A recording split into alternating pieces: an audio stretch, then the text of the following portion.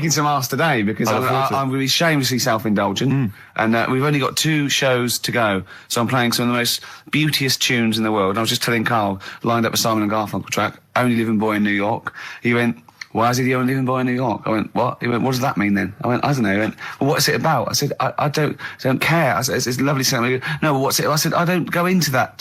I said, he went, I like a story. I said, like what? I said, killing a Georgie, no trickery. Killing of Georgie. I think we should play that at the last. It's good. I heard it the other day on Radio 2. It was cracking. It sounds like, well. It's really good. Tell them what it's about again. It's about, little girl, gay fella. A little what? A little gay fella? Yeah. Right. Who, I haven't heard it for a bit, so it's all off memory, this. But, gay bloke, is he from Scotland? I have no idea. But he's from somewhere where gays aren't liked. Okay. Right? No. No, he is. Georgie Boy was Gargace, nothing more than the kindest guy I ever knew, right? Now, all he did was, right, his father said, how can my son not be straight? Kicked him out. Right? Goes to America. Yeah, but you can handle all that. You can handle your dad not getting on with you if other people around you are into the same scene. Yeah. But he was like, he was left on his own. He didn't know what to do. Yeah. He was getting stressed out. Yeah. So he goes... And this was before. I mean, this is... when did this record come out? 77? 77, yeah, something like that. Right. And he's... During punk. Right. Oh, I see, yeah. So, you know, the village people had come along and made gay cool. Yeah. That had already happened, but it wasn't respected. But he was watching the telly or something, and he saw that New York had loads of them over there, and they're all having a good time. Sure. No, sorry. At no point in the song does Rod Stewart say little gay Georgie was watching telly and saw loads of gays in New York. At no point in that song. No, but this is what I like about that song. You sort of picture what's going on. You make it up. Yeah. Okay, so the little gay fella was watching telly, and there was presumably the and now from New York, the gay show.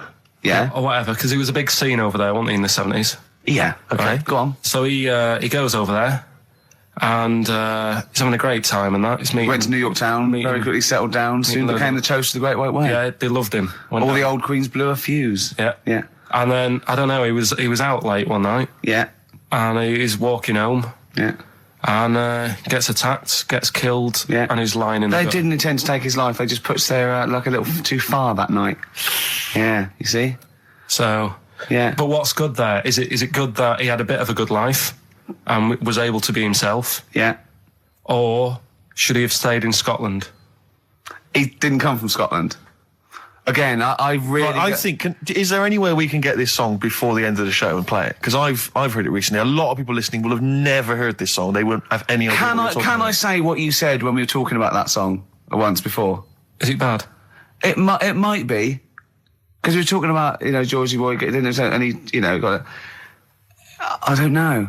What? It's when you said... Well... No, it's a fact. I don't think if... Well, he said, so it's fucking Georgie, he gets out, so he dies, right? He goes, well, they do go out late. I know... gay people I go know out a few late. gay people, and they start to party late on. That's what, in Soho, right? Girlfriend got in a cab, right? Suzanne was in a cab, and the cab driver was taking her to an early start, right? She works at the BBC. Yeah. Early start, 4 a.m. It was going down, it was mental in Soho at 4 a.m. Yeah. They were all still, like, starting the night out. How do you know they're gay? It's Soho, isn't it? Fair enough. Okay. Play a track. I'd love to be able to try and dig this out. Yeah, we will. This is Simon and Garfunkel, The Only Living Boy in New York. It's lovely. Radiohead and go to sleep. That's not to you. Please don't go to sleep. We've got another hour and 35 minutes of fun chat and great music on XFM 104.9. I'm Ricky Gervais, with me Steve Merchant and Karl Pilkington. Pilky, little K-man Pilkers, little baldy twat mank whinging, a little bit bent Pilkers. There he is. There he is there. Now, Rick, you may remember that last week we opened with some quality knob news. Knob news, yeah. It was Hitler's knob. Hitler's knob was one of them. That just sparked off into a whole bunch of other knob-related discussions. Yeah. And I'm pleased so far to see that we're almost at the halfway mark for this first hour. And so far we've only talked about nudity and/or todgers. Yeah. So excellent work from us. Well done, lads. Yeah. I'm looking forward to Dr. Fox and the rest of the Sony award committee listening to this one. Yeah. But more knob news. I don't know if there's a jingle for that, maybe. You nearly had the eye out. Knob news. Knob news, excellent. This is an extraordinary story. A woman tried to sue her bosses for £210,000 after finding a cooked penis in a canteen stew. Hospital cleaner Sophie something, I can't quite pronounce that name, was eating goulash for lunch and could not cut one of the lumps of meat. Oh, you can see where it's going. I've got so many questions already. I know.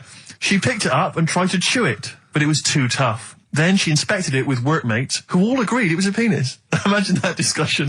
Yeah. Miss McClarter said she vomited for the rest of the day, instantly became a vegetarian, and had to have psychiatric help.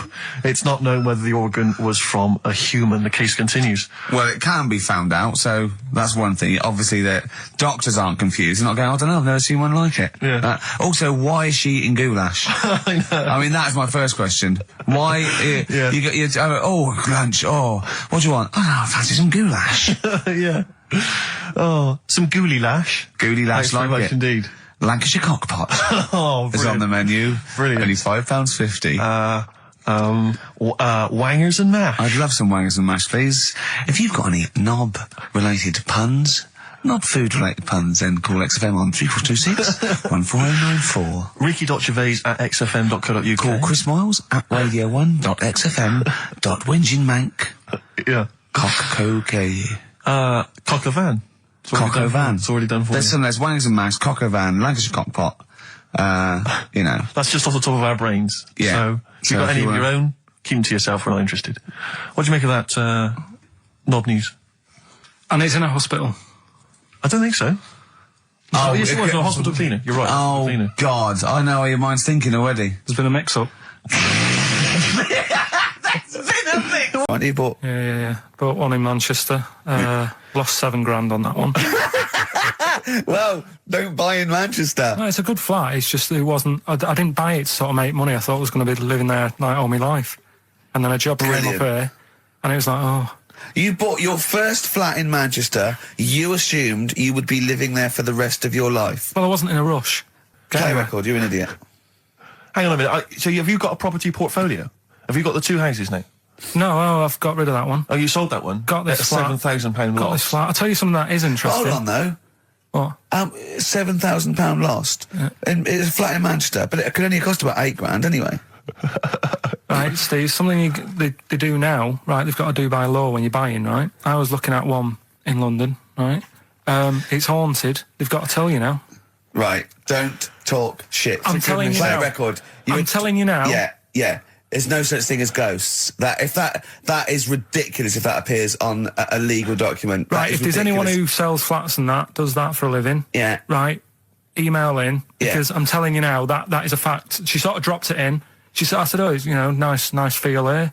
And she said, yeah, well, that'll be the ghost. Just dropped it in, that's all they've got to do. And then I was like, what? And they went, oh, yeah. That's what I've got to do, is it? So that's the legal thing. Did you drop it in? So in court you go, did you drop it in? Yeah, I dropped it in. Play a record, you're an idiot. I love the fact that in pole position, in positions 1 and 2 of his favourite films of all time, it's The Elephant Man and Cares. Yeah. That's brilliant. Yeah. Go on. All right. Am I leaving the mics open a bit when this is going out? or what? Yeah, let's have a listen. Yeah? All right. So don't talk then, right? Just put that hot dog down, Rick. And this is the bit in Kes where it's the teacher. Right? Oh, go on. Rick, as you know, there's always junk lying around in this studio, and not all of it is Rockbusters prizes. No. And there's, I've just been flipping Some of through- it's the playlist. Yeah, exactly. And I was just flipping through an old copy of the Guardian Guide from last week. Sure. You know, the little listings thing. Yeah. And, I don't know if people might have seen it. There was a documentary on this week about the transfer of British sitcoms to America. Yeah. And we did an interview for that because I'm remaking the show over in the States. I'm just flicking through and I noticed there's a little write-up about it here. And it says, blah, blah, blah, blah, and it says, quoting me, it says, "We don't care if David Brent becomes a woman," burbles Steve Merchant, eyes bulging with imagined riches.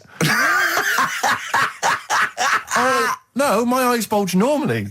That's not me being greedy, that's you know just that thing me. I did on it when I sort of like rub my fingers together and do that stupid Brent. People take that seriously. I know. Yeah.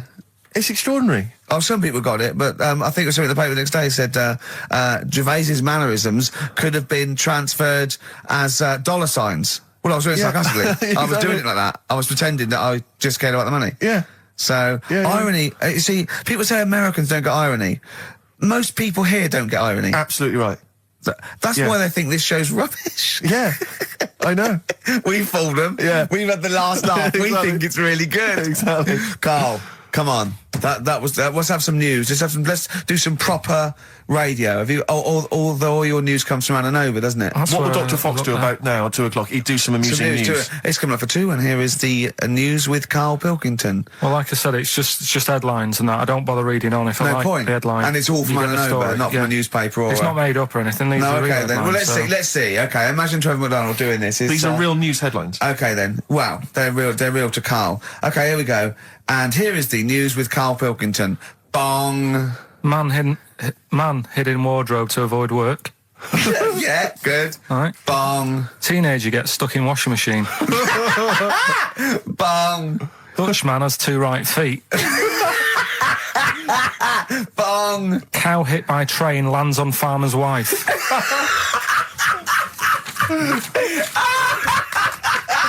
That is the real news to you, isn't it? That's brilliant. I was just thinking the cow flying through the air. Yeah. And the wife going, oh no. Yeah. Oh dear. Dutch man has 2 right feet. Yeah, he's having some operation or something, and What, they put the wrong foot on him? he's got 2 right feet or something. Well, maybe it was only a right foot that was available. Good dancer. Yeah. Oh dear. What Well, else? in real news, I followed that thing with, it was that fella that got into the palace when Bush was there. Right, an The undercover journalist, yeah. Yeah. I mean, it would have been a problem if he was a terrorist, but it's sort of like, and as the palace said, you know, all our tests are to expose terrorists, not journalists. Yeah.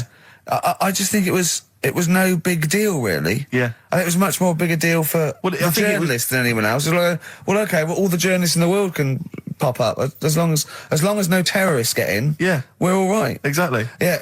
A bloke just got through a terrorist. No, an ice cream seller. Yeah. That's all right. Then. It was like they're waiting hand for finger. I can't believe it. It's Baz Bammingboim from the Daily Mail. Yeah. And I think that's Gary Bushell. That's fine. That's fine. Don't worry about it. Yeah. But it was just that all he did wrong though was just lied on his CV. Well, I think he did. But everyone lies on their CV. Of course. Of course. Everyone Actually, gives references. I don't think I've ever done a CV. I tried to lie. I did one once when I was at ULU and I was an events manager. I applied for a job at Radio 1 for events manager. Didn't even get an interview. Yeah. So I just stopped the CV lark. Sure. And I just, you know. The one knocked back and that was Exactly. it. Yeah. No, yeah. So, You've lied on your CV, have you, Karl? Yeah, loads. Yeah. It's just it's like someone from Little Britain. Yeah, no. Yeah, loads. Yeah, go on. Come on. there was one Radio, when come on. there was a job going at Granada. In fact, this isn't even lying, and I still didn't get the job. Go on. right? But Well, you Granada, don't get a job just because you don't lie. It's not, have you lied? No, you got the job. Yeah. no, but there was they ask you loads of stuff, don't they, that you think, well, that's got nothing to do with the job. I don't know why you're bothering me, asking me certain stuff, right? Qualifications, things like that, yeah. Yeah, But, well, it was languages, yeah. right? What did it say? It just said, you know, put your name, put your address, languages, right? And, What? Oh, yeah. And I You don't speak any other language, do you? well, I just thought English, quite good. You didn't. No, I did. Honestly, ask Suzanne. I think you told me this before. Did you really put English quite good? Yeah, honest to God. Didn't hear back. Well, you know what they meant now. That you know what your error was, don't you? Are you fluent in French, German, Chinese? Yeah, but I didn't want them to think I've got loads of big words and that. Do you know what I mean? Well, I don't use loads of big words and stuff. No, they There's meant. no Do you point. speak any other languages? It's any other languages, Karl, not the one They your assume that you native can speak language. English because you're filling out a form. Yeah. Oh, well, it's like language is none. Yeah. They assume you can speak something, and they'd probably think it was English. And to put quite good when you are English. Yeah. English is your first language. Yeah, I'm quite good at it. I see your point, though. It's true, though, isn't it? I'm not sure quite good is accurate. No, poor. English, weak. poor. Weak. You didn't get the interview, no? What did Suzanne say when you told her you'd put that? She just laughed. It was Really? too late. It was too late to do anything. How's her hair? Do you want to talk about it? So she's off today, so Is it alright, is it? Oh, she's listening, you mean? she's at home today. But it's probably alright now, isn't it? Because a bad hair day, it doesn't last. It'll be nice. It'll be nice, not today. You're scared of her, aren't you? No. I mean, I don't want to... You've learned your lesson that, you can't talk about people like that because it upsets them. Well, plus I can't do it all now because we're doing Pulp Fiction later and it sort of involves her head. So... Brilliant. So excellent. There's me thinking that you're being considerate. Yeah. All worried about... Just doing some research, right? I'm sort of working my way through different creatures and insects and stuff that's on the planet. Yeah. Right? And finding out if we need them or not. Right? Yeah. Do you know much about snails? Well, sea snails? Well, yeah. Snails in general. Don't know much about snails, land snails. I know a bit about sea snails, like whelks, top shells, that sort of thing. Would you say they're important? What sort of sense do you mean by important? Say if we had to sort of get rid of some animals and insects and that because we're running out of room. Right. Do you know what I mean? Because I'll tell you what I know about some snails. I don't know if this applies to sea snails as well. I mean, I called you today because a lot of other places are shut. Yeah. Right? So I know they like to eat stamps, apparently. The glue on stamps. They love it, right? Right. Apparently a lot of letters and stuff aren't getting to where they're meant to be getting because snails are crawling into letterboxes and eating the stamps. That obviously doesn't apply to the sea ones, but that's a problem they're causing. All right. Were you aware of that? No. I didn't know that. But you're glad you answered the phone today. Right? They love beer. Beer, yeah. Who doesn't? And also, I don't know if this is right, but I heard that they sleep for 13 years, or can do. Right. I wouldn't know if they can sleep for 13 years or not, but... I mean, sea snails are pretty important. Yeah, they do quite a good job in the sea. They graze on algae and they provide food for other animals. I mean, you can say that about any fish. Any animal. Why do they exist? Would you be upset if someone said we're getting rid of them? Oh yeah. You would be. They're an animal. I wouldn't. Forget being like favouritism and all that I get for them, right? There'll be other things knocking around you can sort of spend your time looking after. You'll still have a job. Don't be worrying about that. Because I'm not going to get rid of all the fish. Jellyfish need looking after, so you're safe. Yeah. But do we need them? Come on, there's loads of people saying, come on, we've got to move on through the animals, and you're holding them up saying, well, I want to keep them. Well, who's saying we need to... That just sounds a bit crazy to me. Just imagine. Do you know what I mean? And they would come to you because you work in an aquarium, so they'd be asking for your advice. Right. And you're slowing it down. Well, they asked for my advice and I'm giving it to them, so, that's what I think anyway. Yeah, but snails, I mean, like I say, they drink beer and that, What do they do apart from some food for a whelk? They were around, their descendants were around a lot longer than we have been. Yeah, they've been around a long time, but what have they done? Well, they've survived that long, so they must be doing something pretty good. Well, apparently they sleep for 13 years, so really, even though they've been around for ages... I think that sounds a bit... But I don't think they sleep for 13 years. Not all of them, just the tired ones. So, snails, do we need them? Well, yeah, I just think they've got to, it's not for us to say, do we need them or not, we can't. So you think we should keep them? Yeah, definitely. No, you'll remember this when you hear it. It was when Karl said something that was basic. Well, I think for a lot of people it sounded like a lot of old bollocks. Man grows penis on his arm. I mean, why people are constantly losing their penises around the world? I have no idea. But why? I didn't realise it was a bit. What do you mean why on the arm? It's just a graft, isn't it? Yeah, but put it on like your buttock or your side. You can't wear a short sleeve shirt. Why do they've done that before? I don't understand it. Why not just graph it onto the side of your leg or something where it's high up, close to where it should be? I don't know. To get it used to the environment. Like when you were released a duck into the wild. I've never understood that. If there's a doctor, again, we had a doctor last time, there's someone who can let us know why they put it on the arm. So they can keep an eye on it, presumably. He's not going to work with this knob on his arm. He's probably in a hospital bed and under examination. Right. So what do you think? They pop the knob on the arm, say, come back in 3 weeks. What do you do, by the way? I'm a mechanic. Keep the knob, keep the long sleeve shirt, because the blokes go, why have you got a knob on your arm, mate? What are you talking about? He doesn't go back to normal as a teacher. Sir, what is it, Simpkins? You got a knob on your arm. No, don't worry about that. Do your maths. What do you think this bloke's walking around with a big knob coming out of his arm? Why on the arm? So they can keep an eye on it. So it's not But if he's in bed, just get him to not put any undies on or whatever, and just have a little sly look at how it's going. Even in hospital, if you're in a shared, like, little hospital room, people going, "Oh, I've had heart problems. What's your problem?" He's there with his arm out. He's got his knob out. Yeah, but I don't think it counts as indecent exposure when they're grafting a knob on your arm, sticking that up the bed. Imagine if he's driving, he's just got it out the window. People driving by. Yeah. The fact that at the end of the... Is that bloke giving me the finger?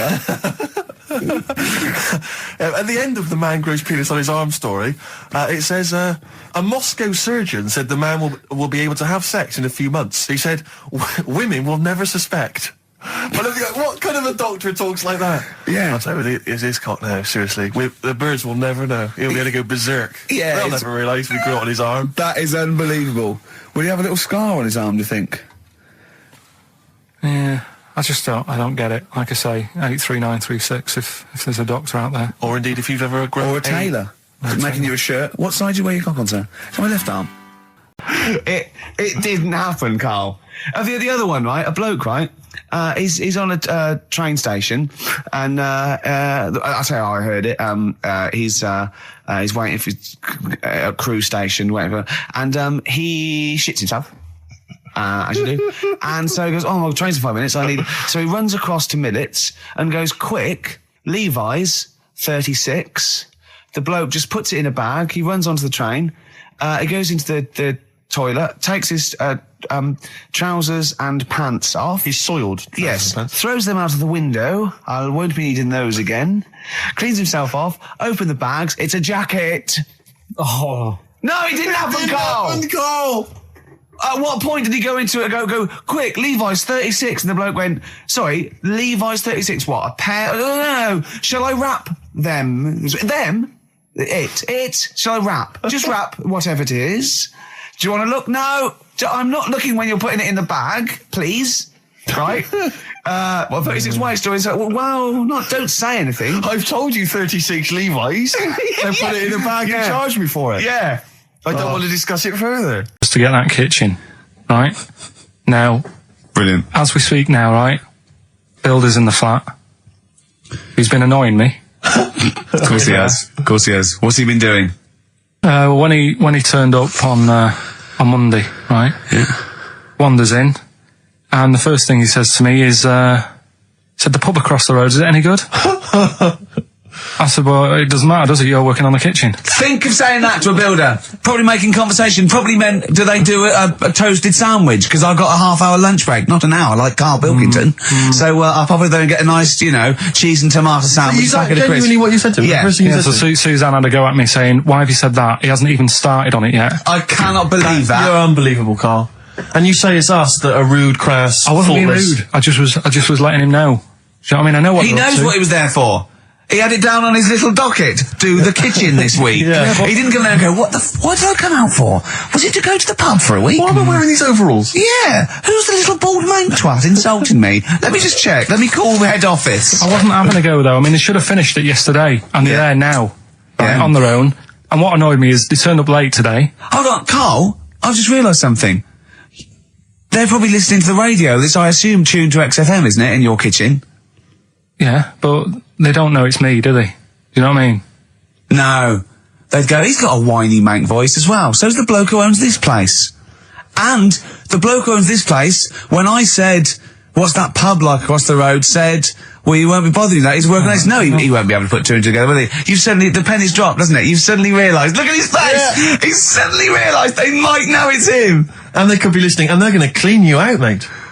Oh, if you are the builder working in, where is it? I won't say the address, but it's... Central London, isn't it? Yeah. Go mental. Have whatever you want.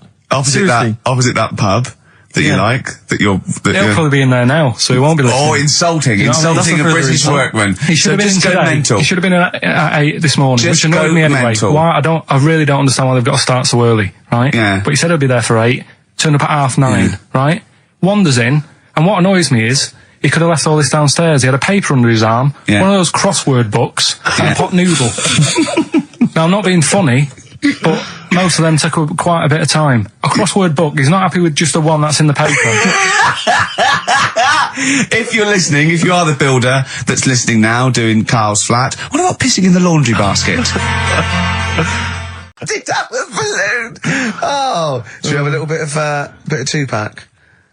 Yeah, if you want. Yeah. A little bit of that. There's a great lyric in this. It's picture me rolling, right? But at the end, he's saying about look at me now. I'm drinking Remy and I'm in a Rolls Royce. And he goes, oh yeah, I forgot the DA. Can she see me from here? Can you see me, ho? And I think this is like District Attorney turning on the radio and Tupac going around going, can that ho see me? She's going, yeah, yeah, I can see you. Yeah. It's brilliant. Tupac. I'll tell you what, we should get rolling. Rockbusters. No. All right. No. Well, he has done it. He just said that he was worried about it because we said it's the last one. What do you think, Karl? I just don't think... I mean, can I just say now, Karl, seriously, I'm only responding to what we're getting on the email, which is people do not want Rockbusters. They really... There's one guy here who is... He says, it's James Pooley. He says he's preempted Karl by giving my answers to this week's quiz. I don't know what the clue would be, but his answer is no van ear. Nirvana. Yeah, good. Nirvana, yeah. That sounds like one. Number 2, I'll tell you what, because it's your special day and I want you to have a great time today, we're going to do Rockbusters if you cheer up, miserable. He just got ratty then. Go, no, don't push it on me head. Don't put it on me head. Right, what were you trying to put on me head? I was trying to put a pear on your head to knock it off with a ball, like William Tell, but it was because your head is so round and the pear was round, I tried to flatten it a little bit, and I didn't know it was a juicy pear. So I thought it'd be like just to crush it a little bit, and then he went mental because he had juice running down his face. Oh. Why is it my fault? The pear's a faulty pear. Exactly. Get proper fruit in here. It worked with the apple. That was fine. And then he gets ratty with me. Okay, let's not waste any time with Rockbusters. Can we really... Let's whip through it. Just whip through it. Just do the clues, quickly. Quick, go, Rockbusters. Right, go. Right, the first clue. Yeah, hurry up, faster. All the police cars are on fire. All the police cars are on fire. What's the initials? BS. BS, all the police cars are on fire. Good. What's the next one? The director of 28 Days Later is shouting about sleeping outside. Yeah, okay, what's the initials for that? DB. Right, okay. Okay, yeah. Right, go on then. He wants to be a sailor. Why is that? Yeah, well, what's the initials there? B. Brilliant, okay. Give them again quickly, because I didn't quite catch the second one, but go from the top. All the police cars are on fire. Yeah, that's BS. BS. Yeah. The director of 28 Days Later is shouting about sleeping outside. Yeah, okay. DB. Yeah. Right? He wants to be a sailor. Why is that? Yeah. B. B, okay then, brilliant. Okay, now, Karl, you gonna cheer up now? Email only, Ricky Gervais at virgin.co.net. Radio 1 Roadshow. Smiley Miley. Smiley Miley's mileage game. If anyone remembers that, I mean, here's a man, right, whose job, Smiley Miley was not a DJ, lest me forget. Smiley Miley was the guy that organised the vans that carried the equipment to and from the road shows. Because he was such a crazy personality. Because he smiled a little bit. Exactly. He got recognition, Karl. Longevity, lots of money, and lives where he wants to live. The town that he wants to live in. Why don't you just enjoy the town that you've chosen to live in, because it's so good? London. What towns have you been to? Have you travelled at all? I've been about a bit, yeah. Right, okay, then what towns did you like? Okay, forget Manchester. That's safe. You like Manchester. Right, I'll do the big three. Shouting. London, New York, Paris. Okay, you don't like London, even though you live here. Got flats here. Good, excellent. That makes sense. Have you been to New York? Yeah. What do you think? It's an amazing city, isn't it? Like it. It's just noisy, it's smelly. Right, it's the city that never sleeps. I'm not surprised with all the racket and that. Paris, the city of love, the most romantic city in the world. Not really. I remember seeing an old woman in McDonald's in there, and it put me off. That's where that thing happened, where the old woman was. What did it say? Tell us. We talked about it before. The old woman in McDonald's. Yeah, what happened? She was sat in the corner there with her legs open, no knickers on. All right. Oh God! That's Paris. Did that put you off your cheeseburger?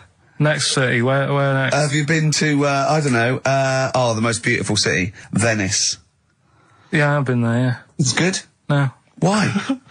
Because they sell it to you as if it is a romantic city.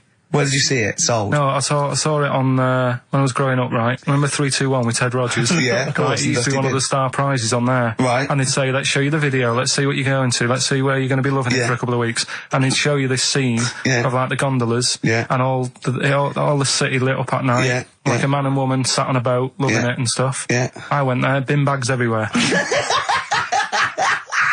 Play a record. Yeah, it's a mess. Play a record. It's London. That flooded. is Wish You Were Here with Karl Pilkington. All right. It's London flooded.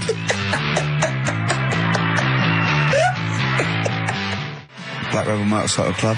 Stop. On XFM. Karl's back. He's cheering up a little bit. Because I think he's vented his spleen a little bit on cities around the world that aren't as good as Manchester. So, is any of your family left in Manchester? Because they all moved away, didn't they? You came here. Your dad's moved to Wales, for Christ's sake. Well, your family are all around the... Brother joined the army. Get anywhere. Just take me anywhere. I don't know where he is. His sister's moved away, so no Ireland. one... Yeah, there you go, you see? So, that's just one family. That's one family who love Manchester. Exactly. All right?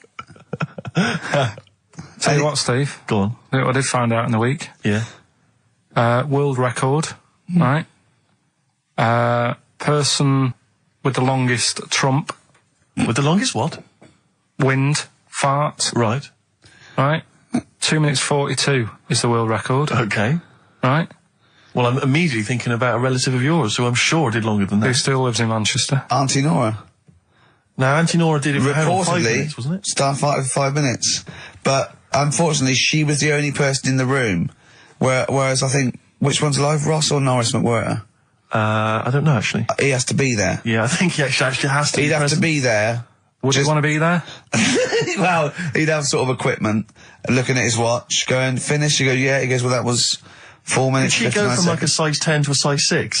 Did she show some old dresses? Like a hovercraft. Exactly. In a big dress. Yeah. Just slightly off. Yeah. So, it has to be invigilated. But again, you know, how was the Guinness Book of World Records one invigilated? I mean, who was supervising that? Who was He said, I can fart for 2 minutes. They went, well, we've got to see this. Went round. And, he just probably let it rip. It's probably circular breathing. He's probably sort of sucking in air and swallowing it as he's going. And it's a continuous one, isn't it? It's not like... Yeah.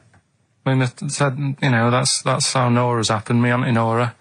She had a little bit of wind. It went on for like 2.5 minutes. Sure. That's when she called me ma'am. As it was still going on. And said, there's something not right here.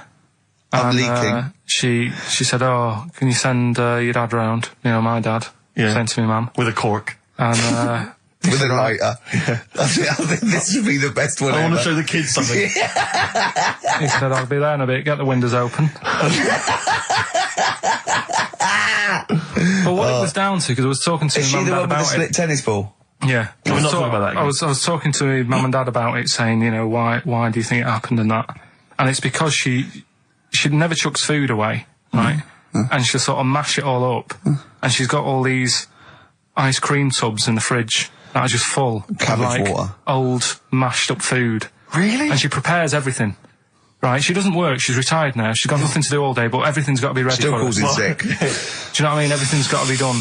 Even though, if you're going round to her house and you're going there for tea, it's like, what time are you coming? And it's like, well, I don't know, maybe 5, maybe 6. Yeah, you're Well, no, late, I need because to you're know, late I when you need have to to meet know. us at 5 or 6. Do you know what I mean? That's what... So, sorry, when you say she mashes up food, she literally takes the remnants of a dinner, could be sort of some... Anything. And just smashes it all up into a... Yeah. And then what does she do with it? Put it in the fridge, and she's got it in the fridge, it's like January, February, March, she's got all these ice cream boxes that are just full of... But she doesn't... She reheats it and eats it. Oh, then she, puts it in I a thought she pan. was just keeping it as a souvenir No. of each meal she'd had. No, put it in a pan, warm it up. Oh, that's what it grotesque. is, it's just... A lot of vegetation, is it? Yeah. Why has it only happened once, or does she save it up once a year, just let it go? I don't know. But she is mad, she's... Yeah, she sounds potty. She doesn't answer the phone anymore in case there's a burglar. Checking if she's in. It's like, well, answer it and then they'll know you are in and they won't come round. Yeah. Mental. Mental. They can't be sure then, can they? What do you mean? Well, if there's no, I go, well, maybe it's someone just... They are in, but they're hiding. Whereas if Auntie Nora goes, it's Auntie Nora. We can she'll be farting. We can sneak in when she does a loud one. Because we'll be aware of the telly. What's stopping it? It's got a valance round it. It's got caught on the cap. So have we got a recap on Rockbusters? No, just do has anyone got the right answers? Has anyone got the right answers? Let me just check here. Here's one from someone who just says, he's given an answer. Answer to number 1, I. Number 2, don't. Number 3, care. Right, okay, is he close? Has anyone got 3 answers? I can't find one with 3 answers. So, again, you've done something wrong, Karl. No, no. This isn't radio, play a record. There you go, someone's got it. Give it to them. Fine, okay, give us the clues again, we'll give the answers straight away. No fanning around. Yeah, Right. it's really pointless. Number 1, Yeah. all the police cars are on fire. BS. Yeah, what was that? I can think of something. Go on. Blazing Squad. Brilliant. Okay. The director of 28 Days Later is shouting about sleeping outside. Yeah. That's Dan Yell Bedingfield. Right? Danielle We're never- Bedingfield. Right, we'll never let him do this again. I told you I washed my hands of it. I know, but I just thought... Why'd you let him? Why'd you... Because he was grumpy. But this is what happens. Look what's happened. Danielle Bedingfield. That's what happened. The director of... So Danny Boyle, so Dan, right, all that for Dan, but shouting about being... Dan Yell Bedingfield, right? What's the last one? He wants to be a sailor, why is that? Yeah? Beyonce. What does that mean? Beyonce. He wants to be on the sea. Play record. You're never doing it again. You just signed your death warrant. What have we done? You're never doing Rockbusters again. And if Monkey News is about that, we ban that as well. We've and we're unleashed it. serious this time. So Joe in Catford, stuff off to you. Oh, I can't believe what we've done. He's even doing the shout out. There you won. Well done on that. What have we done, Rick? What have we done? You know, when I went to the BAFTAs with you, and I wasn't really enjoying it, you were I like... can't. He's what? No, You he didn't are tell such us an this. ungrateful. There are so many You're people. like a little charity case. You're like, oh, I had God. chicks queuing up Yeah. around the block. You'd wanting to usually come. have to. I know, but I Someone told like you you. would have to write to Jim or Fix It or Esther Ranson to get them to meet us sort of people. And now it's on your doorstep. I'm amazed that you didn't enjoy it. Why didn't you God. enjoy it? You got to walk down the red carpet. You went in. There was George Best, one of your footballing heroes, was there. A load of other big names. You sat there, prime position. You came backstage with a load of other big names. Hey, you had a lovely bit of You were grub. filming this thing for the DVD we're making. That's you, a cameraman on our DVD. And yet you think, now you look grumpy because you had a couple of pints and I can't believe So it. tell us why you didn't enjoy it, because the ceremony, what didn't you enjoy about that? It was interminable, wasn't it? Far too long. Wasn't it awful? 3 So boring. hours. I thought you were going to say something. Really? Sorry. 3 hours. Yeah. I mean, I suppose for you two, at least, you know, you were going to get something. Sure. Yeah. But with me, it's like, I mean, I've never graduated or anything, so Have you not? I'm trying to think of a situation. Basically, I sat there for 3 hours knowing that I'm not going to get anything out of the night. Yeah. Right? Now... No one Did you? told Sorry, me. when we invited you and you said yes, did you think you were up for an award? No. But I thought we were going to be sat round tables having a nice bit of food, whilst people are going up there winning awards. Yeah. But 3 hours of the same thing over and over again. I mean, if a film's 3 hours in the cinema, you go, well, it's long, but you know, I wonder how it's going to end. Yeah. But this was just like the same thing over and over again. Some guy going up, thanks a lot, cheers for the bit of brass. And then going down, sitting down, the same thing over and over again. Honestly, right? I'd say it was one of the worst things I've ever had to do. I enjoyed the night afterwards when we did have a bit of lamb and a nice bit of veg and that. That was all right, and I went home and I was happy, and I got the little freebie bag that you're talking about that we're giving away. Yeah. Which wasn't much good stuff in it. Oh, all right. Right. No, What would you have done on that Saturday night? Suzanne What said- would you have done or the Sunday night rather? What would you have done had you been at home? I would have stayed in with Suzanne, right? Watching telly, having a nice bit of pate on toast or something, cup of tea, watching 24. But instead, I had to buy an expensive suit, so I didn't show you up, right? Jesus, what are we doing? Yeah. How much did you spend on your suit? Well, in total, right, because, you know, the shoes and the suit and the shirt and the tie, it was about 600 quid. That's the most expensive evening ever. And that's what I'm saying to you. And the daft thing is, it's dark in there. I don't know why you've got to wear a nice suit. You can't wear a tracksuit, for goodness sake. It's dark in there. No, just the shirt and that. It doesn't make you a better person wearing a suit. No, doesn't make you a better person, no. We're not claiming it made you a better person. No, well, that annoyed me. Yeah. I mean, it was an experience, isn't it? That's why I went, because you think, if I didn't go, if I would have said to you when you invited me, no, Steve, I don't want to go, then I would have never known, right? Yeah.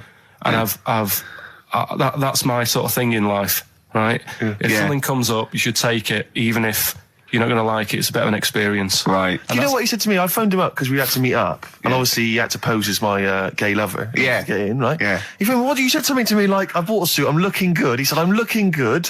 People will think, how on earth did he end up with that good-looking guy? So he got into the role. That was what he said to me. He started getting into it. Such an insight. Fair record. Right, if this is in any way apocryphal, stupid, illogical, impossible, right, you are never, ever speaking again on radio. So make sure this is at least possible. I'll tell you what, I'll even give you improbable, but possible. So if anything that breaks the laws of the universe or logic, okay, that's all you have to avoid. On you go. Right, so this fella, right, he goes to the doctors because he's got earache. Right. Okay, if a chimp's living in his brain... Go on. So he's got earache, he's sat in the waiting room and his ear's all bunged up and it's hurting a lot and what have you. So the doctor comes out and he goes, right? And because his ear's all bunged up, he doesn't hear it that well, right? So he thinks it must have been me, right? So he wanders in. Keep going. Anyway, I'm going to hate this. I can just feel it in my bones. Steve, I'm going to let you take over. Okay, Let's hear it. So the doctor says, sit yourself down there, right? So he sits himself down. He goes, right, take your pants off, right? So he's thinking, that's a bit odd. Anyway, he heard that, though. He apparently he took his tackle off. The doctor, did some operation. What, there in the waiting room? No, in his office. In his office, yeah. What? Wait, so he removed what? His genitals? Yeah. In his office? Why, Carl? Because he hadn't called him in. Oh, he'd called in the bloke who wanted his testicles taken off, and he didn't hear it. What? So the doctor went out and said, Mr. Jones, who's here to whip off your cock and balls, just here and now, right? Bloke comes in, didn't it? It must have been me. So the bloke who wanted his balls taken off didn't say, oh, I think he said me. So he didn't interrupt then. So the bloke goes in, he starts taking his testicles off, and he doesn't say, I'm here for me ears. What are you doing with that? I don't know if Dickie's still listening. If he is, obviously email in ricky.gervais@xfm.co.uk and tell us what you've been doing, how you've been keeping busy and stuff. Yeah. Nice to hear from him. Chris Campling hasn't called, has he, either? Yeah, The one that thinks that not only is this whole show scripted, imagine that, right, but that Karl is a character created by us. Yeah. He's actually an actor. Oh, if only we Look could at take that, credit for a that. shaved monkey we got. I'll tell you, you're going to go along later to the Live 8 gig and you're probably going to see some bands that are going to make an effort to entertain you, but if you want entertainment, Rick, you know it. Go on. There's only one person to book. Go on. Me. If you have perhaps something to do, because I'm obviously a top DJ on the radio, but where I really come into my own is DJing in any kind of club environment. Well, you told me you were DJing, I didn't go to it, DJing at a party, and you said the place was rocking. The place was roaring. And I loved it.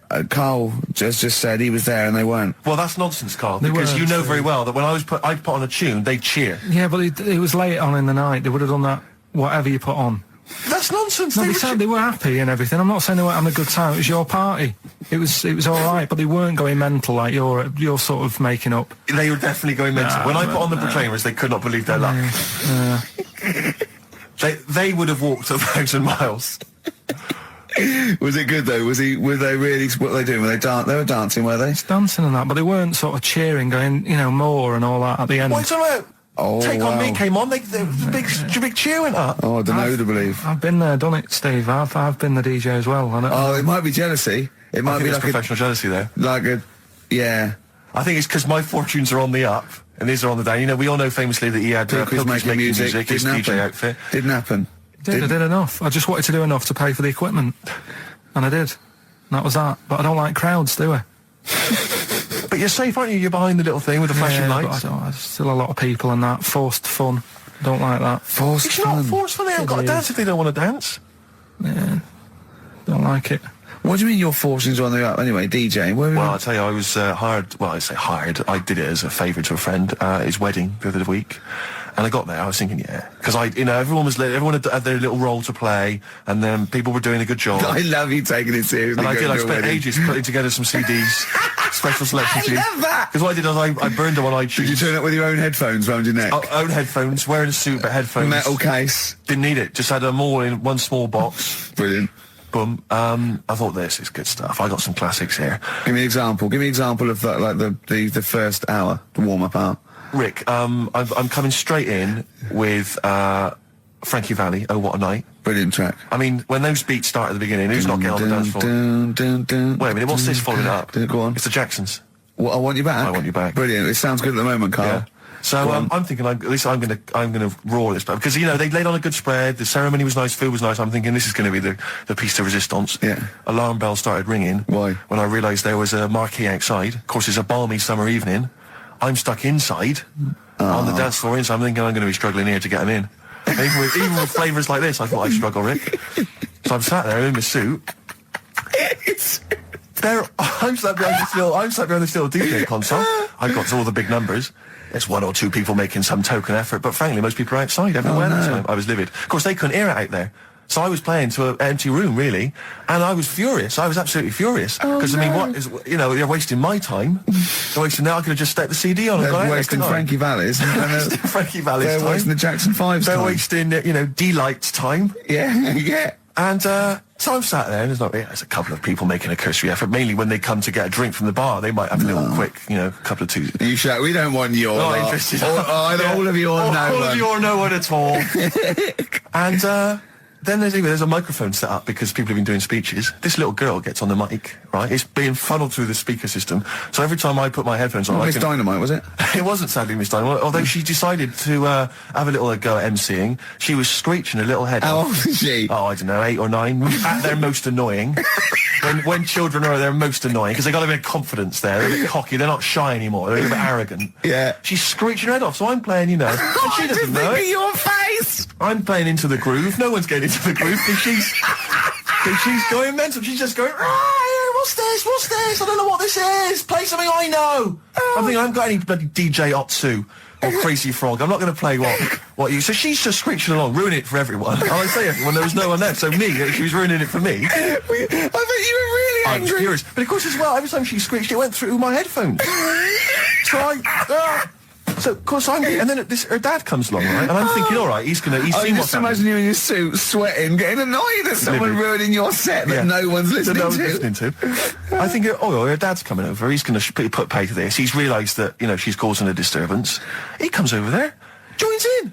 No. Sits her on his lap. He's just saying she's having a whale of a time. I'm thinking I'm furious. I'm thinking it's his responsibility to shut her up. He's not going to do anything. What can I do? I can't step in. No. And I know very well that if I interfere, he's going to say, oh, well, she's enjoying herself and no one's dancing anyway, and we've just got into a fracas. Yeah. I didn't want to start a fight. No. Because I don't know, but he'd have knocked you out, wouldn't he? Someone would have got knocked out. And I'm not saying who it would have been, but, but there were, to bear in mind, Rick, there would have been 2 of them.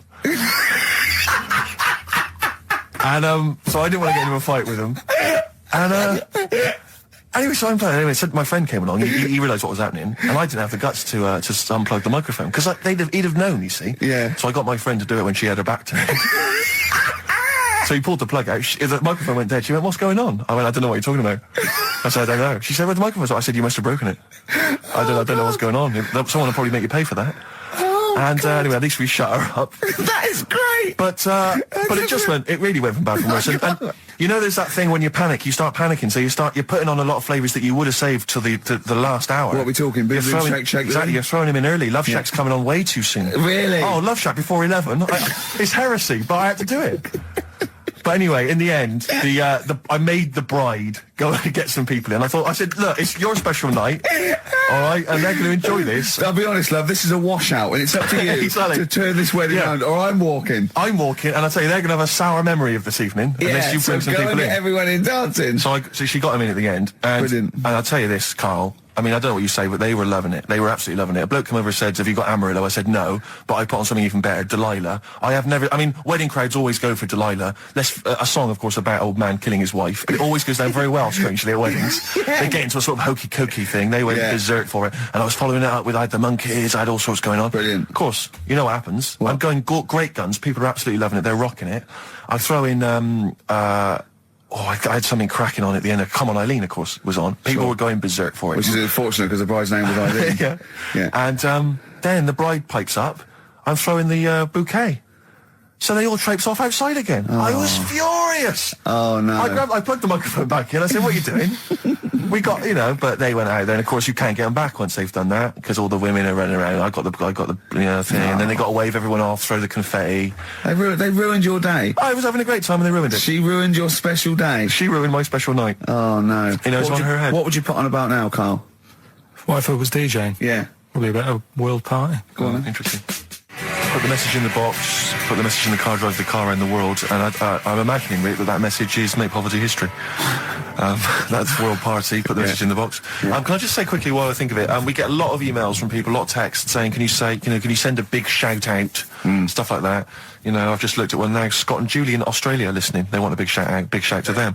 But there's so many people that do it, and I'm obviously just want to say, sorry we never get to your emails. We're very, very lazy. We never really get to look through them.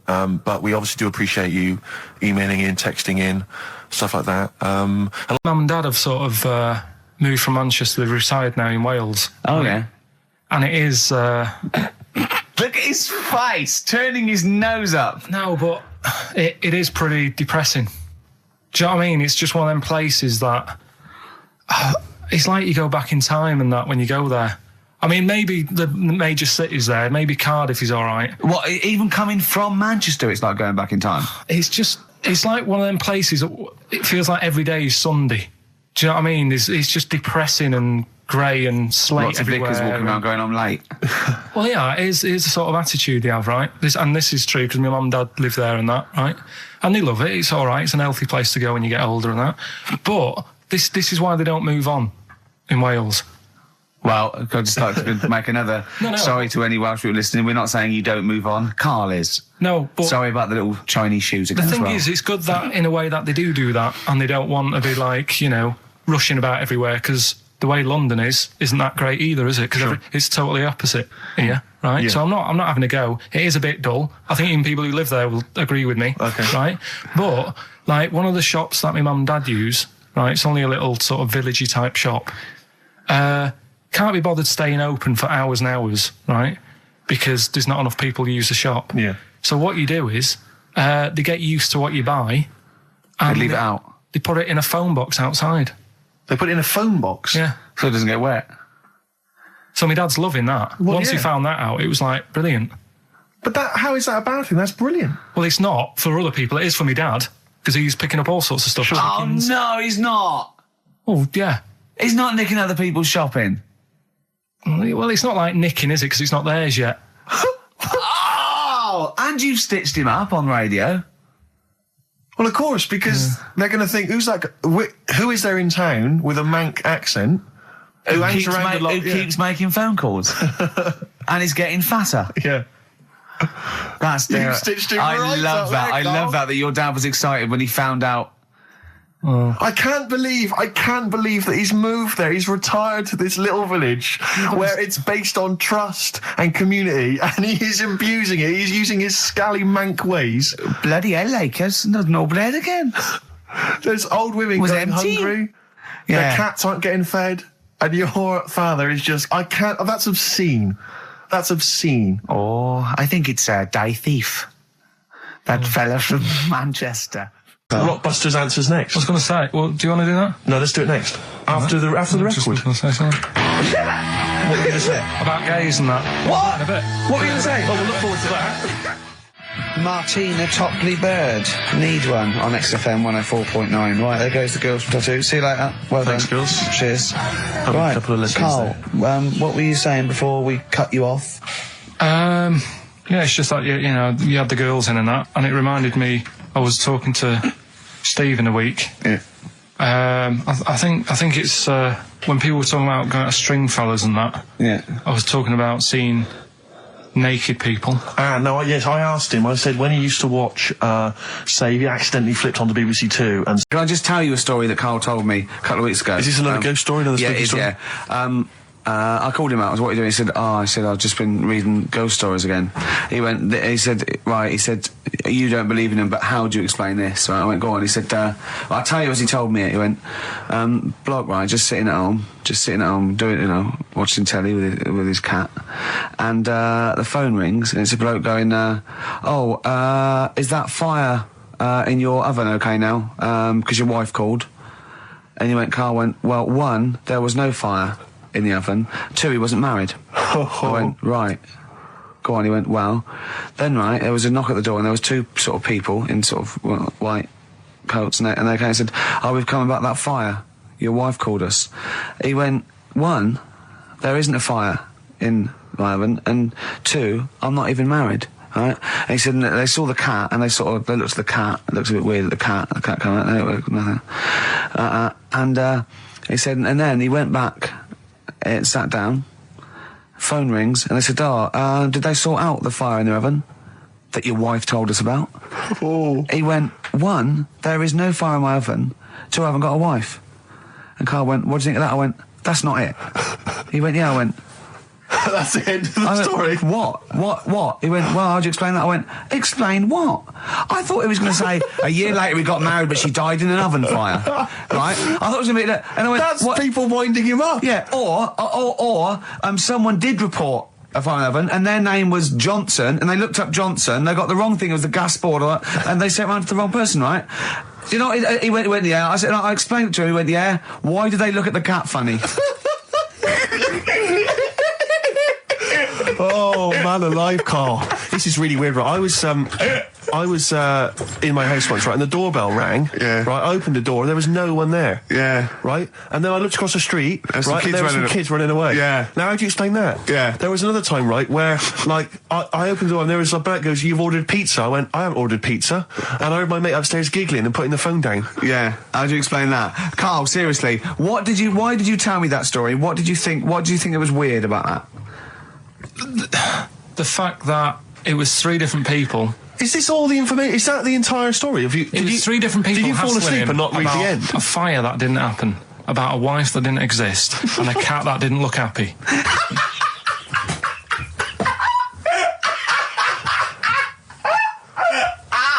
Oh, I'm gonna have a heart attack, Karl. What? I mean, why did they look at the cat funny? Because cats don't like spirits, do they? What? The other blokes were ghosts? Yeah. Yeah, that's it. So these are kind of beetle about type ghosts. These are ghosts who walk the earth as the undead, just winding people up slightly. That's lovely. That is lovely. Seriously, and a cat that did not look happy. But seriously, why would ghosts wander around just like winding people up? Oh, maybe something did happen there years ago. Some fire. Some woman might have died in a house of a fire or something. Yeah. And it's sort of all happened again. But yeah, it's certainly a mystery. If you don't it's a mystery. I mean, I can't. What's this book you were reading? Restless Diesel. Please welcome to the stage. Restless Diesel. I mean, we've talked about it before. Band names where you just have to imagine you're supporting U2, Wembley Stadium. It can never happen. Please welcome to the stage, And Restless Diesel. And after the first song, he goes, thanks, because great band before us, Restless Diesel. You hear a lot more of them. Exactly. Yeah, it won't happen, will it? Sure, they're a great band. I think. What's the tax on that? £5 in, is it? It's not telling us actually, but to pop down to the open anchor, maybe tell us how Restless Diesel was tonight. Yeah, just call in. Maybe call in on Christian show Monday. Just tell us how Restless Diesel were. We can make that a regular feature. Now, what's coming up on today's show? Well, listen, we got all the usual favourites. We got and some new ones. We got Monkey News. That's sorted. Karl told me. People are guaranteed Monkey News. He called in. He said, "I've got some Monkey News." Brilliant. He's done that. I have to make sure. Then we got that. We've got some great tunes. I've got a great song from Tupac, some Cat Stevens, some Jimmy Webb, some Thin Lizzy. Can I surprise you with something from Aerosmith? And a little treat from Evan Danberg. We're quite rocky today, aren't we? There's a threat there won't be Rockbusters. Good. That's no threat. But we can bring back Educating Ricky. Oh. I mean, because it's sort of like seasonal, isn't it, our show? We don't want it's not like Ant and Dec's takeaways on all through the year. Yeah. They go away for a few weeks and we get something else, like Ian Wright's, Friends Like These or something, you know what I mean? And so maybe Rockbusters, maybe not. Rockbusters on hiatus, but Educating Ricky always fun. If you've not heard that before. And I'll tell you what, Jane's Addiction, just because they rock as well, don't they? Oh, brilliant. XFM 104.9. Excellent, Ricky Gervais. Jane's Addiction, just because on XFM 104.9, broadcasting from London, where people prefer to only be off sick when they actually are ill. Sure. Yeah, I don't think I've ever taken a day off sick. Except when I had that terrible tonsillitis. Is that when you went home, stayed with your mum and dad? Yeah. Why is that a problem? Nurse back to health. No, I'm not saying it's a problem. Nurse back to health. Yeah, I've got a loving family. So sue me. What do you make of that? The antagonism and piss taking is just like, oh God, 3 blokes in a pub. There's people listening. I can't go. Are there? Karl, what do you make of London? Because you often say you'd much rather be up north. Well, he wouldn't, or he'd go. Well, this is why he constantly says. You've chosen to live here. You've lived here for years. You've got a flat here. No. I chose to come here because I was offered a job that was good money. Yeah. I wouldn't have come here if there was no job. So you prefer to be somewhere where there's a good job, so you've chosen to live here. I don't like being here, though. Well, no, but you can leave. To what? Well, exactly! So you've chosen to stay somewhere that's better for you. It's not better for me. Well, it's making me ill. I'm not sleeping. Well, so you say you're ill, I think you call in ill, but I don't think you are. But I mean... Are there any stats to prove that? Well, yeah, because, of the 11 days that he calls in sick, I reckon probably 7 of them are genuine. I'd love it if I dropped down dead tonight. Honestly, I'd love it. If you drop down dead tonight, you know it. Why aren't you sleeping? What, you're feeling ill now, are you?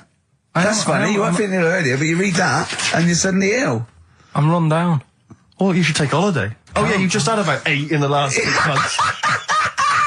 Oh, God!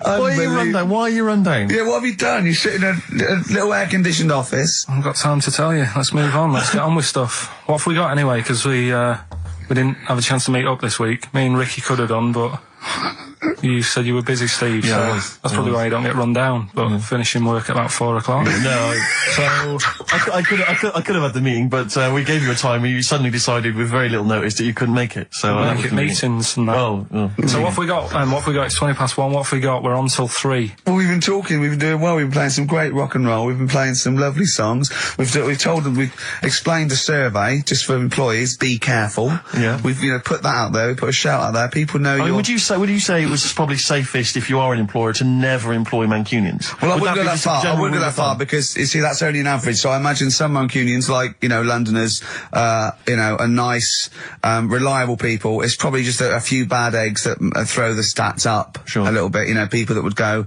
I'm not coming in today. I'll put on some wet trousers. Sure. All right, stay in bed. Yeah. Stay in bed. Yeah. You still got them on? Yeah. Well, pop them off. Yeah. Put them on the radiator and go to bed with a little duvet. That'd be the best thing to do. Yeah. Yeah. So, all right, Karl? Right. What's your attitude? Is it because you're tired? Yeah. Well, why are you tired, though? You weren't staying up watching those Channel 5 films again, were you? I'll tell you what, me and Steve were having a little meeting yesterday over lunch about, planning stuff for the show. And, Gary Kemp came up to me, started having a little chat about old times, and, I went, oh yeah. As he went away, Steve said, right, think of this. He said, Rick, don't take this the wrong way. Remember that sentence, don't take this the wrong way. So there's a right way and a wrong way. I could have taken this comment. He nodded to sort of Gary Kemp and went, he's aged better than you. I went, well, how could I take that the wrong way? Yeah, it's not offensive. No. Well, the point is this. He didn't know me 20 years ago, so he's actually saying, Rick, don't take this the wrong way. He looks better than you do. Yeah, well, he does. But why say that, Karl? What? Did you really say that? Yeah, although, can I just backtracking for a second? I love the fact you said you bumped into Gary Kemp and you reminisced about old times. What old times did you share with Gary Kemp? He came up and said, did we drop the pops together? I went, no, I did Razzmatazz. I said, oh, we did Razzmatazz. I think he was thinking, had he ever met me before? But he hadn't, because we hadn't. That's what I meant. Yeah. Yeah. And, but if you had to make an objective analysis... I wouldn't. I think that's out of order. Sure. I mean, you're always slagging me off, but apparently you can't make a value judgment on something else. No. I wouldn't do that. Well, because you're morally all over the place. You don't know where you're coming and going. Can't believe it. You should hear what I say about you behind your back. So, would you say you're better looking now than you were? Or Than I'm what? would you say you're better looking now than you were? Than I was when? Well, like, you know, have you aged well? Yes. You've aged well? Yeah, I've kept my looks. Bit of Dando? Bit Evan Dando, this would be lovely, yeah. Evan Dando on a track called All My Life. That's beautiful. Yeah. I can't get enough of that. That's brilliant. Great stuff. Adverts? Radiohead. Go to sleep. That was the record before us, and here we are, pre-recorded, because we did this a few weeks ago, because we're not here at the moment, are we? We're away in that. I'm Ricky Gervais, with me Stephen Merchant. Hello there. And Karl Pilkington.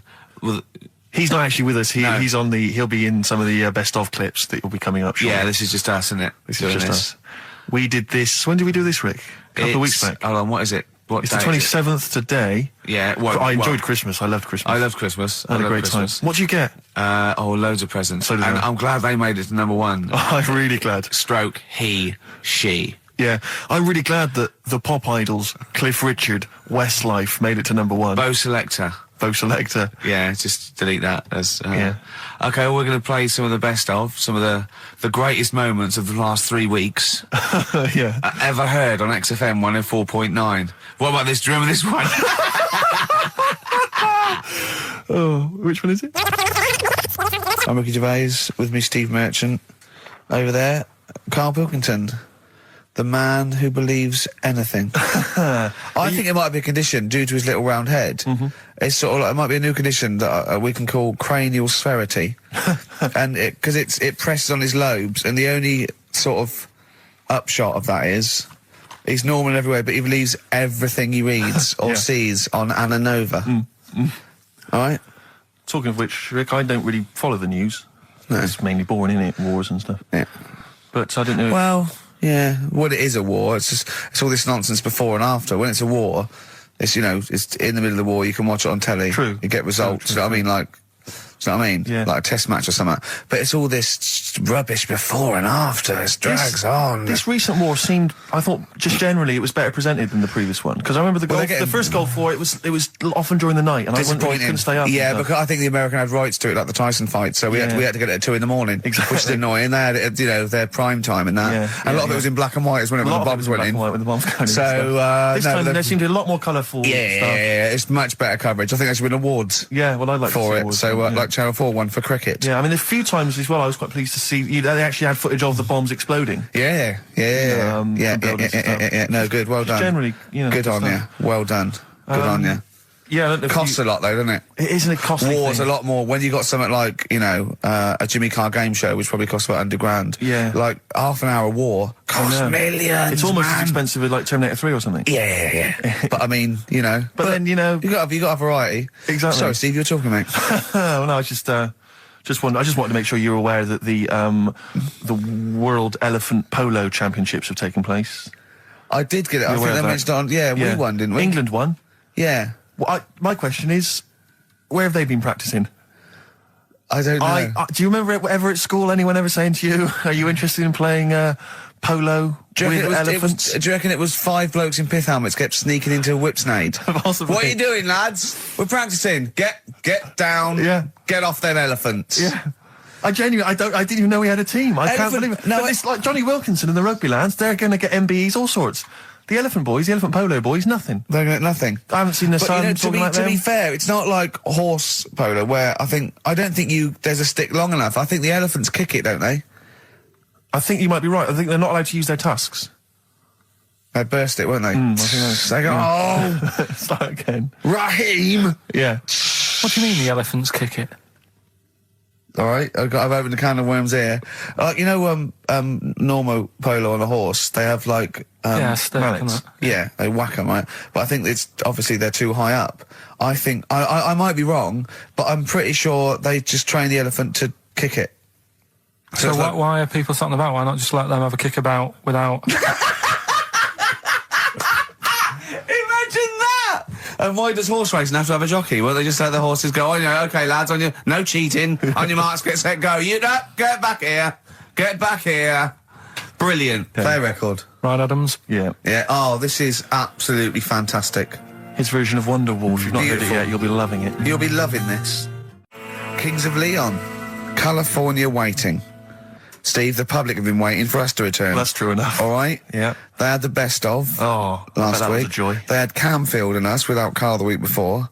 But it's been a while since we've all been together. I'm Ricky Gervais. With me is Steve Merchant. And over there, with his little sunburnedy, baldy head, little Karl Pilkington. Hey. All right? Yeah. That wasn't Steve slapping me head then, by the way. No, that was just him clapping at, like, Steve Wright in the afternoon. It's a great show. Because he's so... It is a good show. Yeah. He's so pleased that we're a posse. Yeah. And we're all back together. 3 holidays Karl's had this year. Last year. Yeah. I'd love to have 3 holidays. You've got to start putting the work in I there. had 2 holidays then. No, you had 3 holidays. You went away with Suzanne and her parents. Yeah, well, that doesn't count. It does count. If you book 2 weeks off the firm, you go away and you go... All right? Karl, just an email. A question for you. Can you please let me know which school Karl went to? What school do you go to? Cessav. What? Cessav. Cessav? Yeah. What does that mean? It was on Cecil Avenue.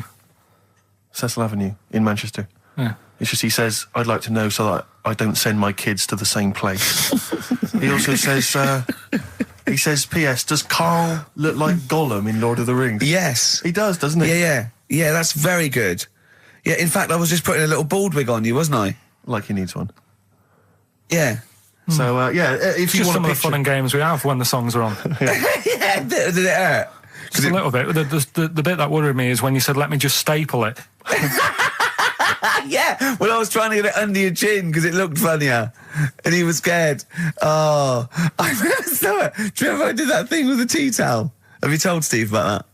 I don't think I have. It's not something I'd shout about, to be honest. Go on. Went round his place. And he said, oh, before you go, I must try something. Because I couldn't get squeezing hard enough. I can't, because I'm not strong enough to hurt him anymore now, or am I?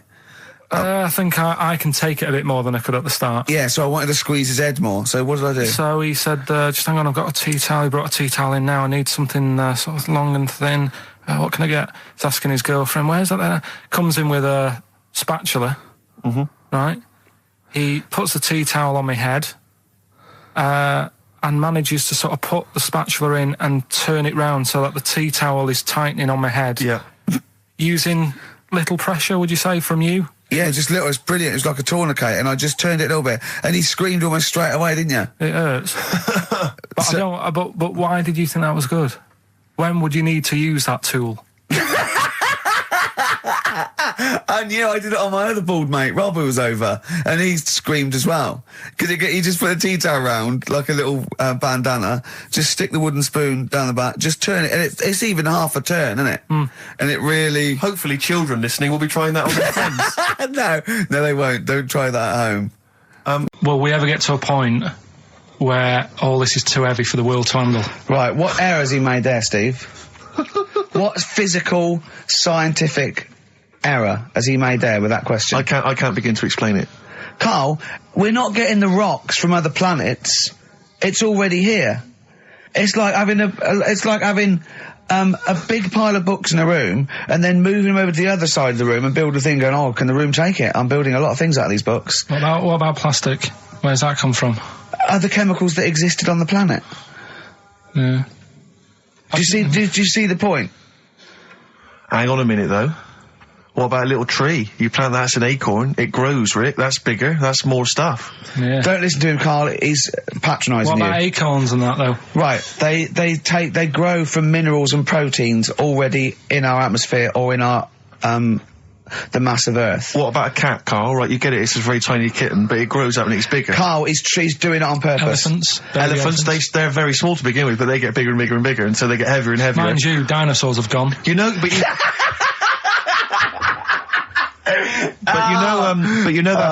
famously that's how Atlantis disappeared. You know, you've heard of the legend of Atlantis. Have you heard of the legend of Atlantis? I think so. This was a city that existed, is proven, right? And what happened was they just kept buying stuff in mail order. They just kept ordering stuff, like the king and stuff. Just kept ordering stuff in mail order. He brought girls across, carpets, lot of carpets. He kept buying TVs, big screen TVs and stuff like that. And eventually, he bought up all the myrrh that the wise men didn't want. Yeah, because he's from like old olden times, and he just kept buying stuff, crazy, like he was just a shopaholic, basically. Mental it was. And he was ludicrous, it was like, and in the end it just sunk, Too heavy. And it just sunk. Cheeky Freak of the Week. Right, well, we've had some interesting things we've been looking at. This week, it's about the strangest couple that ever got married.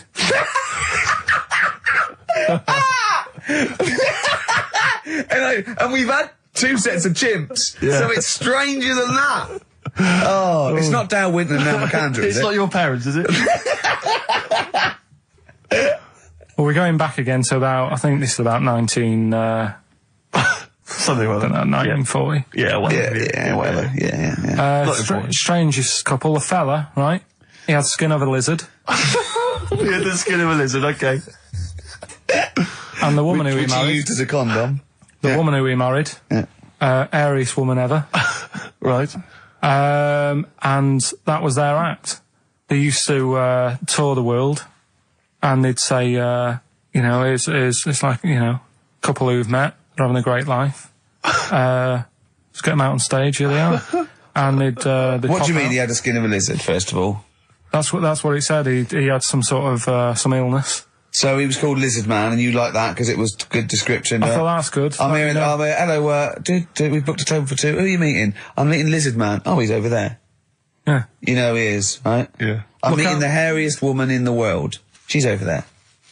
Yeah. Yeah. So what did they do for their act? Now, bear in mind that we had some Siamese twins last week, and their act was having a bath. yeah. So I hope it's an improvement on that. What did Lizard Man? He came out and ate some flies, did he? I don't really know. I just think they stood there and that. Yeah, when you read this and it goes the most interesting fact ever, Lizard Man, and you go, that's enough. That's enough. Well, I can extrapolate from that. Well, straight away I start thinking. I'm thinking, right. I wonder if they got the wedding photos. Right? And then, like you said, that they had a kid. Oh, what would that be like? Half Exactly, lizard, half that's it'd be what I like was an thinking. ostrich, wouldn't it? It would sort of like. That's what I was thinking. What did you think it would come out like, the baby? I didn't think what that looked like. I just was thinking, oh, parents' evening. Do you know what I mean? You wouldn't want them coming up to the school, would you? So that's the little problem. Johnny, who starts off relatively normal, he's quite good at, he's good at nature, Yeah. isn't he? And his mum and dad come into the room and they'd be looking round, wouldn't they? Well, it's always like that thing at school when, like, you find out your mate's mum and dad are really old. Right, Have you ever seen that? Yeah. When you go, your gran and granddad bought you? Yeah. The mum and dad. Yeah. And you go, oh. It is weird. What's that we're talking about? He calls him mum. What was that? Oh, sorry. Do you know what I mean? Yeah, And no, like- that's always strange. If you had Godzilla and King Kong as your parents, Yeah. and it was they're like you always say, fighting. They're always fighting, and like you say, if you're in a school play or something, you wouldn't tell them, would you? You wouldn't want them coming up with a video camera. He didn't tell his parents he was in the... When we were, Well, exactly. You did Little Donkey, you didn't tell your dad, did you? And he came along and videoed it. Yeah. Was kept that- it quiet, don't want them to know anything. But you didn't... What was it was meant to be playing? You had a little drum, didn't you? Yeah, I was doing, I had a little drum. I think I was meant to be playing We Three Kings. Yeah. But, we started doing Little Donkey and I thought I can add a touch to this. Sure, you improvise. Started playing along It was like with the first remix, wasn't it? It went down well. Right. Have you done a business degree or anything? Have you? Commerce. You did commerce. Where did you do that? What did you do with that? At school, I'd learned how to fill out a cheque, pay a bill, and I think I had a trip round Kellogg's.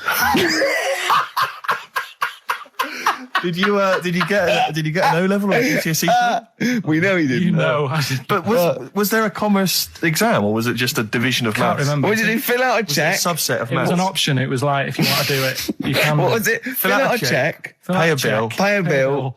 have a visit round Nip round Kellogg's. Kellogg's, and I saw my sister's boyfriend there at the time. He sorted me out with some variety packs. Really? What was in them? You know, Rice Krispies and Good stuff. Cocoa Pops? Space Dust or whatever it is. Space Nuts. So, sorry, that wasn't Ken Dodd, no. No. That was someone else, was it? That was an aunt. That was it, yeah. That wasn't Special K. Oh, dear. What about this then? Home Secretary David Blunkett admits that muggers rule some streets. Weird this, because when I was out with you... I don't believe it's going to be weird, whatever you say, No, Carl. Go on. when we were in that pub that night and we got talking about muggers and that, the tip is, what I tend to do, because I nearly got mugged once, act You mental. what? You nearly got mugged once. I nearly got mugged. Yeah. But I tried this technique of acting a bit mental. Right, and how did you act mental? Well, this guy wanted me trainers. And I was in Piccadilly Gardens in Manchester. It was quite late one night. And he come up, he said, I want them trainers. I said, you want them? I said, I worked hard for these. He said, how dare you come to me asking? And I got a bit livid. And he looked at me like, oh my God, he's got a right one here. And he left me. Were you acting mental or were you just mental? No, I put it on a bit. Were you not petrified though? Well, you don't think about it, do you, when you're sort of in the eyes of danger?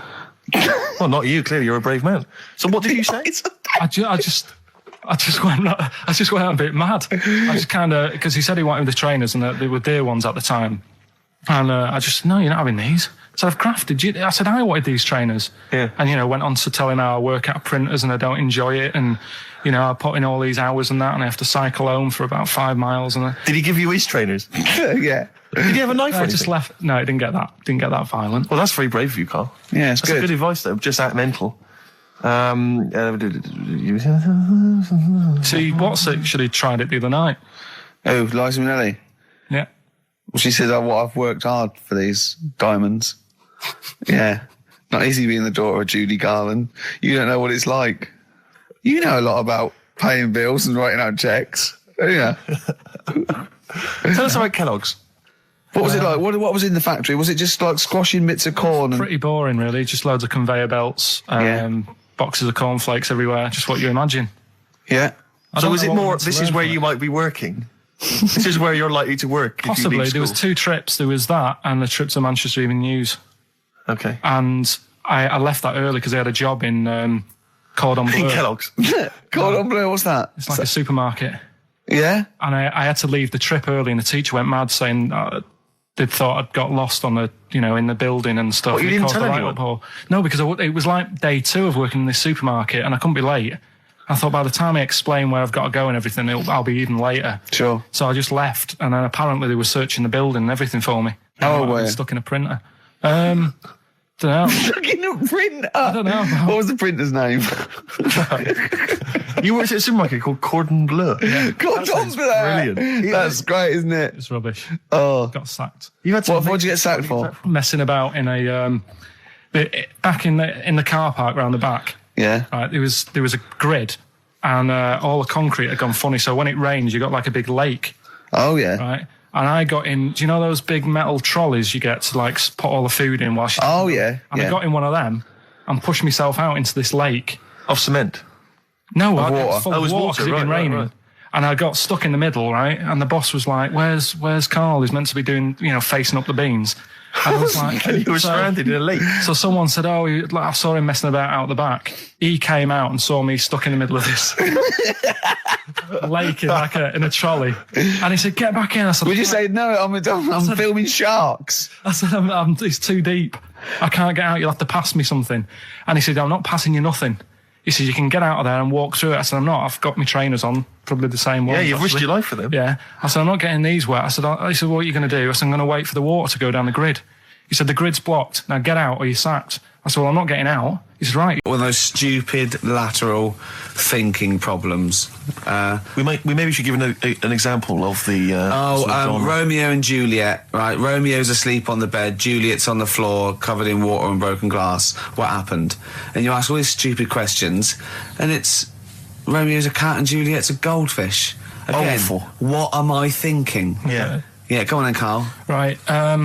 Yeah. There's a bloke lying on the floor, right? He's cut his head, blood's coming out of his head, and all his mates come running up, and they're all stood round him.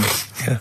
And they don't take their hats off as a mark of respect. That is outrageous. Why didn't they take their hats off? I'm laughing, but it's probably as good as the real absolutely. ones. A bloke's fallen with his... Yeah. He's lying on the floor. Yeah.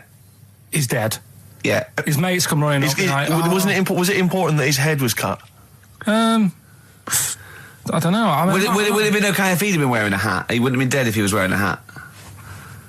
What's your answer? No, you're meant to answer questions. You don't just go, what's your answer? You say, where's the turn? You go, no, and I have to guess. It's obviously like sort of motorcycle stunt team or a parachute. Why didn't they take their hats off? Because they're probably still on the motorbikes or something. Or Well, yeah, but if you mark a respect to someone, you could take your helmet off. Getting angry. What? They're parachutists. Why can't they take their helmets off? Because they're coming down from the sky. But he's on the floor dead. Well, they can look down and see him on the floor. Are they on the floor, Carl? They're on the floor as They're well. walking, are they? Yeah, well, they sort of stood there looking at him. They're stood there. Yeah. They're stood on the floor looking They're at him. soldiers. Why? But why? If Because it might be in a battle zone. They might have their helmets on, and he's been shot in the head. No. Well, that does work. You see, this is my point. That one works. That one works. Unless you've given us a piece of information where that doesn't work. What's the difference? Why is yours different to he's been shot in the head in the trenches, and they're looking at him and they keep their helmets on? I just don't think it matters as much. If they're in the trench, they're already guarded a little bit, so they could take their hats off. It's the best mate, for God's sake. Okay, who's dwelling on this? Are they normal hats? What kind of hats are Give you they? the answer. No, don't get ratty. What kind of hats are they? Baseball hats? If I told you what sort of hats they are, you'd have the answer. Wow. Okay, I've got to guess what sort of a hat it is then, have I? Right. Is it a trilby? No. Is it a bowler? I know what it is. What? They're spacemen. No. Oh, that's a good That one. one though. works as well. This is my point. I like that one a lot. It works. He's fallen on the moon, and not that the moon happened. It was set up, wasn't it, in the fake, studio? We know that. Yeah. Okay, Carl. What's your answer? Builders on a building site. Why is that different to soldiers? Because bricks don't fall in wars. But bullets fly. The first cut is the deepest. Let's hear it, Rick. On this album as well is The Killing of George. Georgie Part 1 and 2, remember? About the gay bloke. Georgie Boy was gay, I guess. His favourite song. Carl's favourite song. Yeah. Right? And I was going, oh yeah, I remember that, yeah. I said about, and I said, did not intend to take his life. He just pushed it when he gets mugged and killed. Do you know what he said? Go on. I was sitting outside, I was singing, he went, well, as I said, they go out too late. They go out too late. He meant gay people go out too late. He went, no, they do. I went, what do you mean? He said, well, they're always out, they go out when people are coming home. He said, if he'd have been in bed by 10, he'd still be alive today. That's a sobering lesson. And he went, Carl. there's one that works here and he's shattered every Monday. Oh, if you're gay and you're listening, just be in bed earlier. Yeah. When sensible people go out. Yeah. You're right, we're not on the continent, Carl. If you're gay and you're not in bed by 10, go home. Yeah. I don't get it. Now, right, okay.